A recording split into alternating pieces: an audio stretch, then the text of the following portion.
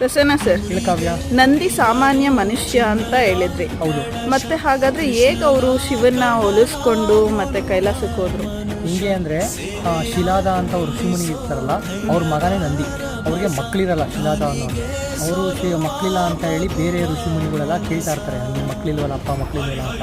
ಅವ್ರಿಗೆ ಬೇಜಾರಾಗಿ ಶಿವನ ತಪಸ್ಸಿಗೆ ಕೂತ್ಕೊತಾರೆ.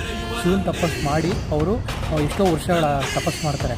ಆವಾಗ ಶಿವ ಪ್ರತ್ಯಕ್ಷನಾಗಿ ಏನು ಬೇಕು ವರ ನಿಮಗೆ ಅಂತ ಕೇಳ್ತಾರೆ. ಆಗ ನಮಗೊಬ್ಬ ಮಗ ಬೇಕು, ಅವನು ಮಗ ಬೇಕು ಅಂತ ಕೇಳಿದ ತಕ್ಷಣ ಓಕೆ ಅಂತ ಹೇಳಿ ಶಿವ ಹೊರಟಿದ್ದಾರೆ.